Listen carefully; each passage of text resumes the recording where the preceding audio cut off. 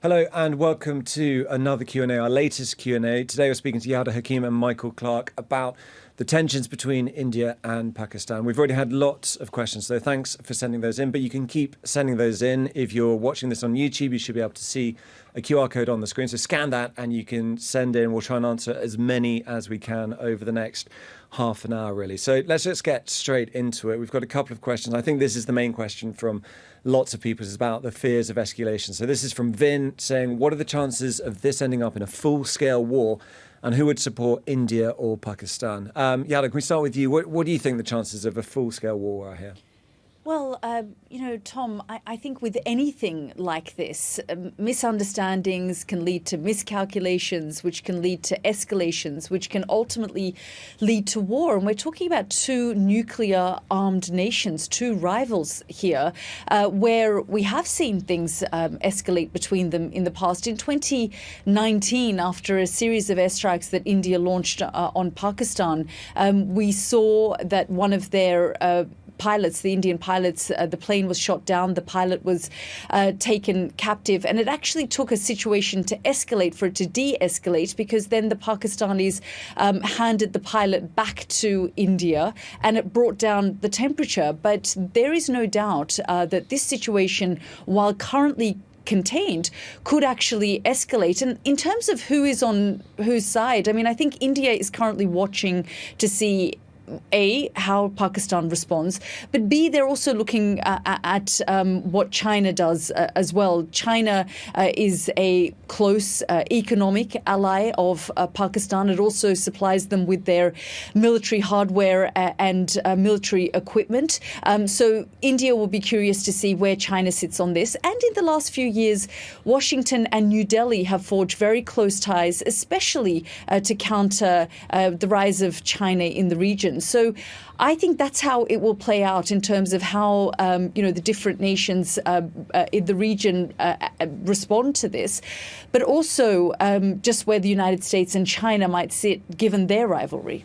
Yeah, and we'll talk about that diplomatic, who's going to mediate this, if there is mediation. In terms of what Yalda said, Michael, about escalation, what might that look like? What are the mistakes that might be made on either side? And this also ties into a question from AZ asking, if Pakistan or India don't back down, is it a military incursion into each other's side's administered Kashmir, the only goal for each country, or could it be something different? Well, there have been 4 wars between India and Pakistan since independence in 1947, and 3 of them have been about Kashmir, one way or another. The point is that neither side needs a war over this, because neither side's integrity is threatened as such. Neither side's sovereignty is threatened. Neither side has a real national stake in this, other than credibility about what's happening in Kashmir. And so, as Yalda says, there's always the possibility of miscalculation. And really, the issue is we're waiting for the Pakistani response. There will be a response. And if that response is at roundabout at the level of the Indian action, then probably it won't go very much further. But if the Pakistanis feel, no, we have to go above that, because although this looks like playground politics, it looks like children in the playground, sort of action and reaction, the grown-up version of that is that both sides want to re-establish deterrence. They want to actually make the other side frightened of doing it again, whatever the it is. So both sides are talking about re-establishing deterrence, because it's broken down since this terrorist attack of the 22nd of April. When we see the Pakistani response, we'll know if it's more or less at the level that the Indians have set, or if it goes above that. If it goes above that, then the Indians will say, oh, well, we've got to establish deterrence, and so we've got to think of something else. But at the moment, I'm not sure it will go there, because there's no reason for either side to want to attack the other than what's happening in Kashmir itself. Is that reminiscent, perhaps, of what we saw earlier between Israel and Iran, where we had the similar sort of weighing of response, and actually that didn't go any further? I mean, it was pretty terrifying watching it. But exactly right, Tom. I mean, if both sides have an intrinsic idea of where the threshold is, the key thresholds, then you can stay within it. But if one side has a different interpretation of the threshold to another, that's where, as Yalda says, that's where the scope for miscalculation comes in, because one side thinks it's reacting as it were, reasonably within the threshold, and the other side thinks you've gone over it. That's the problem. And we won't know about that sort of mutual thinking probably until the end of this week when we see what Pakistan does. I mean, this is obviously a new situation, but this is, in terms of on the ground now, this is not a new situation in terms of the politics of this, the depth of feeling on both sides of this. Yep. And that's one of the questions we've got from Nick M. Again, thanks for the questions. Please do keep sending those in.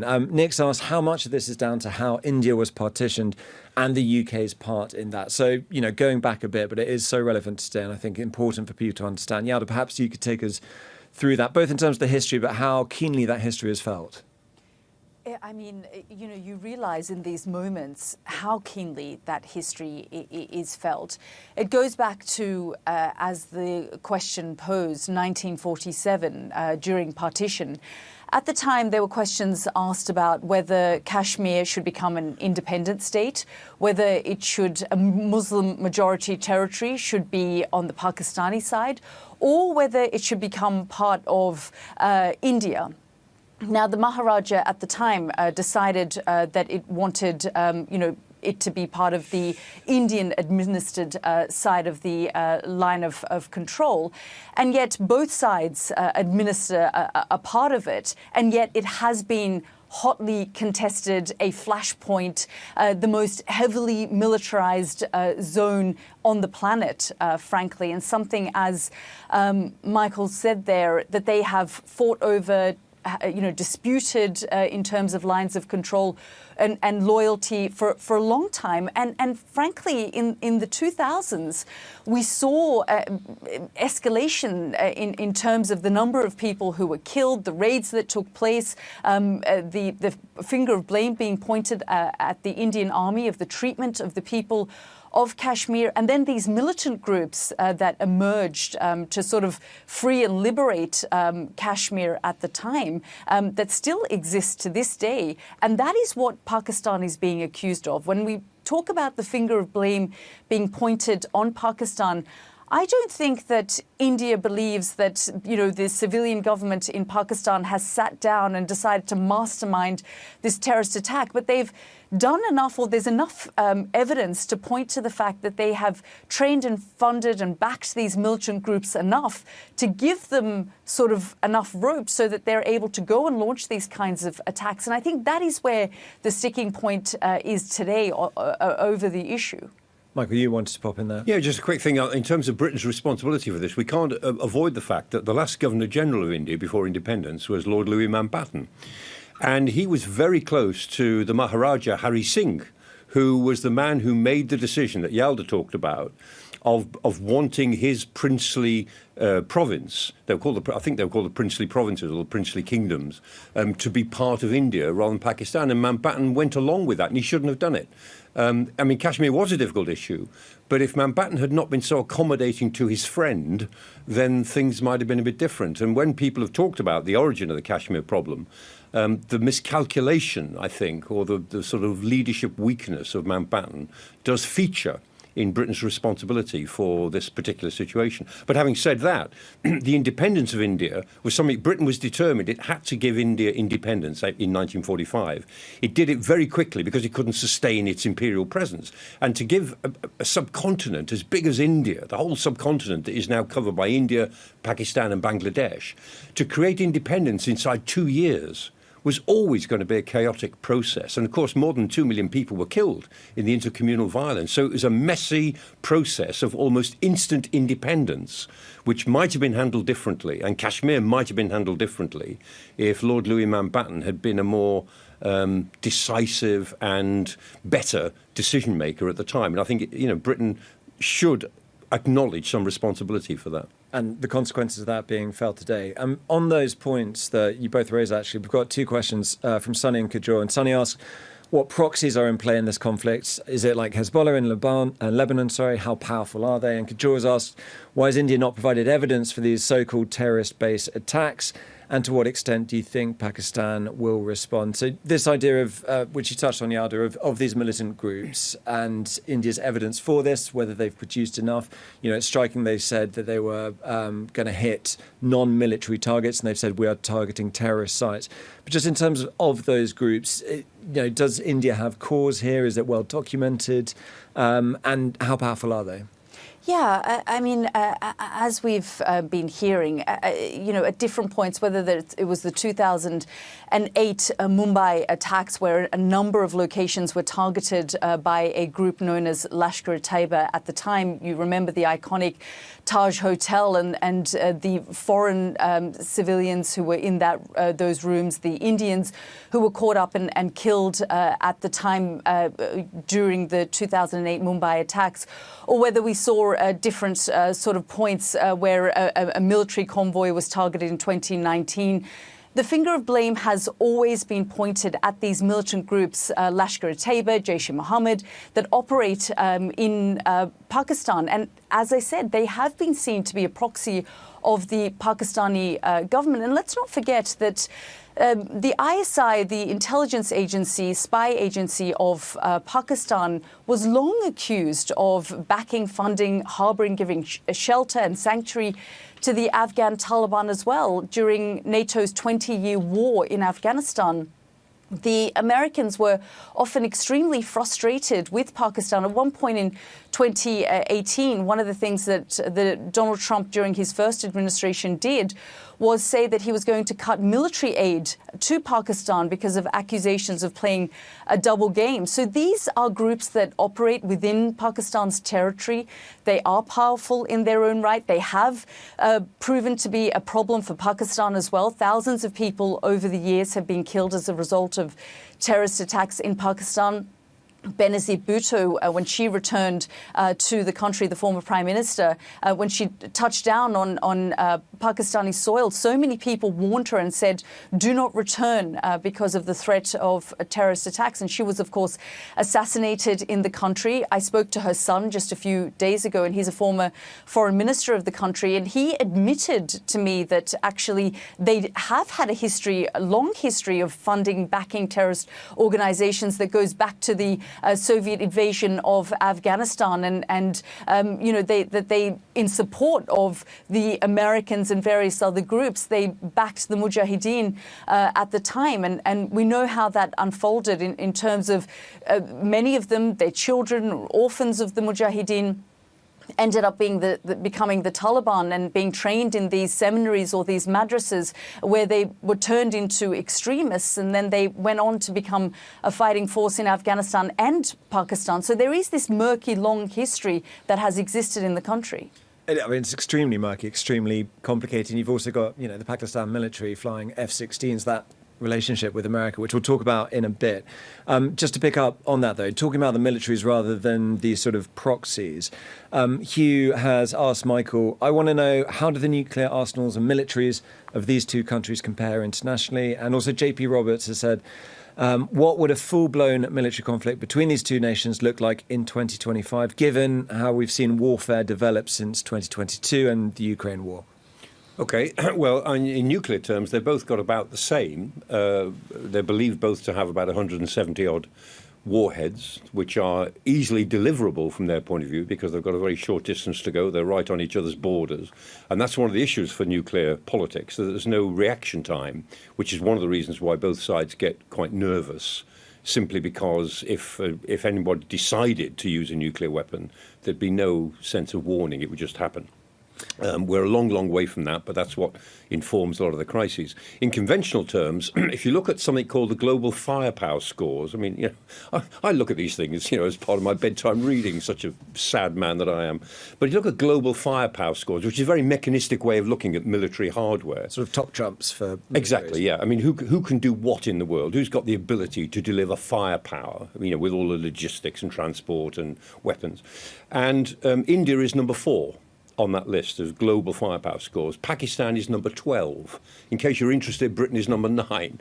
But I mean, that tells you something about the difference between them. And roughly, in rough handfuls, the Indian forces are about double the size of Pakistan's forces. So the Indian army is 1.2 million, and they've got another million in reserve. The Pakistani army is about 500,000, with about they've got about 250,000 National Guard, they could push to about 250,000, 200,000, and they've got their own reserve. But they're about half the size. And if you look at air, land, and sea, ships, tanks, and planes, they've always got about half of what the Indians have got. If the bottom line is, if it came to a war, India will win. If it goes to above the threshold of war, India wins. It always does, because it's got more to put in. If it's below the level of a war, if it's some sort of military confrontation, then Pakistan might think it could get something out of it. But if the higher it goes, the more Indian dominance will play. Okay, and Yalda, do you have any? I know you've got to run very shortly. Do you want to pick up on that quickly before you go, or do we have to say goodbye? No, I do have to run, but just to pick up on some of the points that Michael made there in terms of the fact that we are far away from the idea of a nuclear threat, but again, it should be worrisome for the world because they are two nuclear rivals. And just in the last few days, Pakistani officials have said to me that these missiles are not just sitting there on display; they are pointing towards India. India, for its part, says that we can't continue to be threatened with this, and we are going to act and do whatever we need to do. We're talking about nuclear weapons, and then alongside that, proxy groups that are being supported, terrorist groups that are being supported. And unlike peanut butter and jelly, nuclear weapons, terrorism, they don't really mix well together. So it is a worrisome time. But hopefully there is a flurry of diplomacy now that can de-escalate this situation. We saw tensions de-escalated in 2019 when that Indian pilot was handed back. And this time round, what was interesting was, although Pakistan does claim that a number of Indian aircraft was shot out of the sky, we're still waiting to sort of see any evidence of that and for India to confirm. But that situation was de-escalated through that. It will be interesting to see at what point what de-escalates this particular situation and if it is able to be de-escalated. The last time that de-escalation happened was, of course, with a President Trump in his first term. So what he does in that will be crucial. Yalda, thanks so much for joining us. We're going to keep going with Michael for another 10 minutes or so. So keep getting your questions in, scan that QR code, and we'll try and get through as many as we can. Just on that, Yalda mentioned this potential downing of Pakistan claiming that 5 Indian jets had been shot down, which seems like a lot. There has been some clips on social media, which we're working to verify at the moment, but I don't think we can say with certainty whether they show fuselage of downed jets. We need to work out when those are taken. How plausible is... 5 jets would be a lot to lose. Well, yeah, I don't know how they've shot down any, because there's no reason for Indian Rafale aircraft, which is almost certainly what they were, to have left Indian airspace. If you look at the distances involved, Bahawalpur is 56 miles over the border. That's well within the range of a Rafale inside India firing a Scalp missile at Bahawalpur, at the mosque there.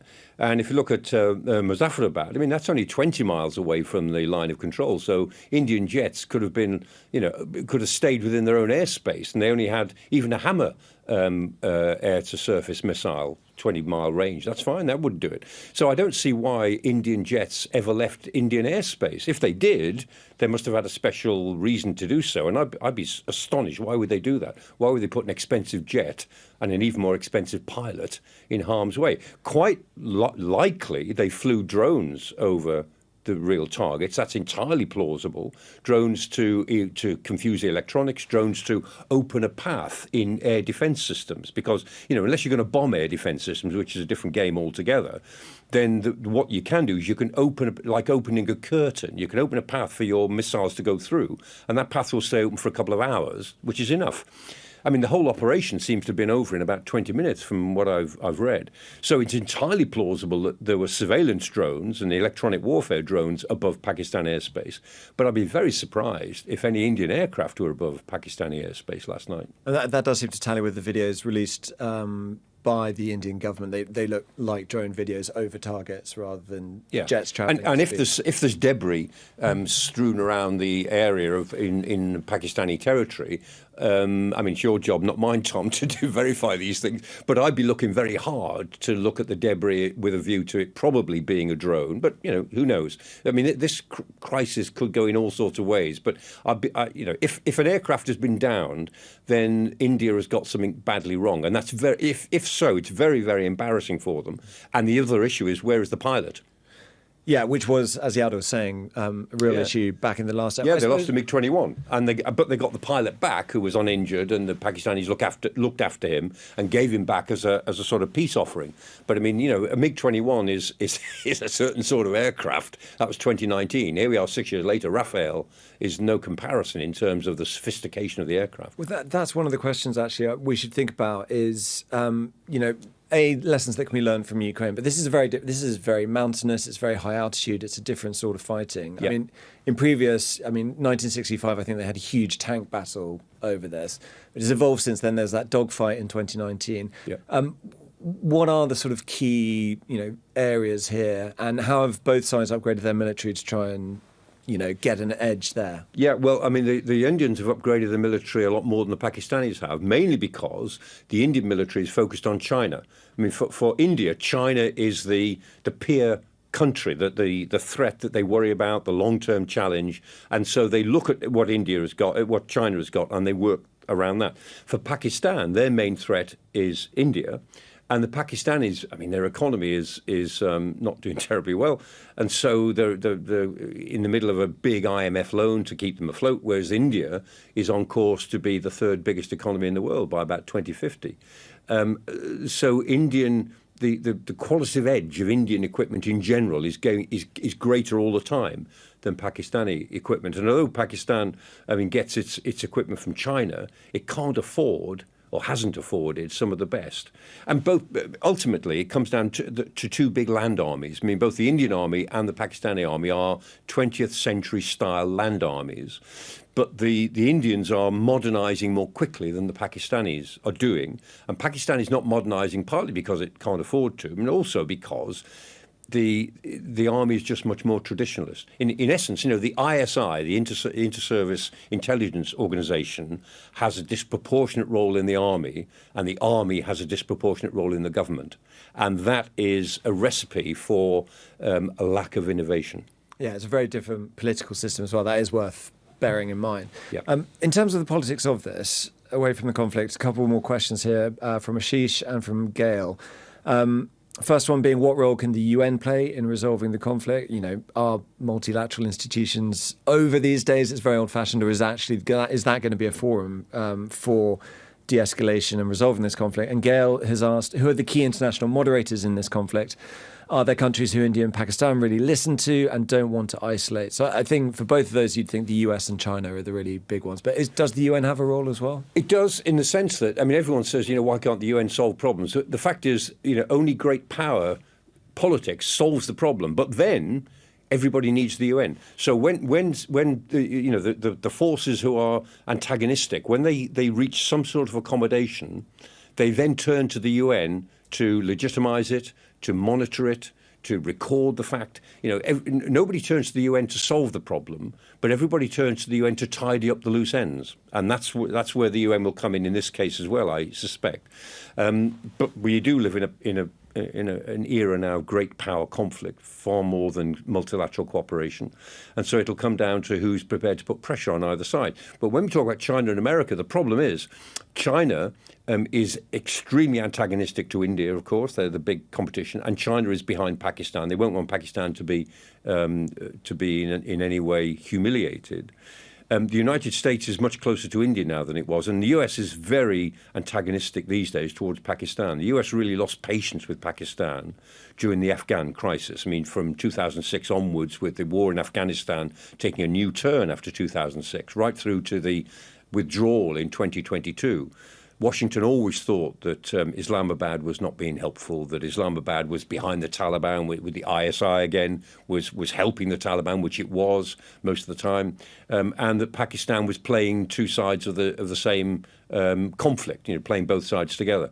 And so there isn't much love lost in the Trump administration for Pakistani's leadership. And so, you've got the US on one side and China on the other. Neither of them are in a good position to play a mediating role. Do you know, funnily enough, the country that is listened to by both is Britain. And although Britain is a long way away from this conflict and certainly doesn't want to get involved, Britain is one of the very few powers that has a good relationship with Pakistan for historical reasons, for reasons of recent history as well. There's a lot of foreign aid sent from the UK as well. There is indeed, yeah. So London and Islamabad actually get on pretty well. And London and Delhi are getting on better than for a long time. And witness this week the economic deal has only been announced a couple of days ago. Yeah. I mean, that's really important, right? Because it's interesting when you mentioned China getting behind Pakistan and not wanting. It might be a similar dynamic to what we saw in Ukraine, right? In terms of rival blocs, Russia enlisting North Korea, China probably with a sort of tacit backing, at least some materials going there, and the world being divided into these two blocs, Iran as well. Pakistan isn't part of that as far as we understand now, but if this became a sort of a real prolonged conflict, could that be another? It might, yeah. I mean, it might, but I don't think it'll go that way because it's not in the interest of either the United States or China to allow this conflict to become a sort of a focus of anything else between them. I mean, this is just going to be a nuisance from their point of view.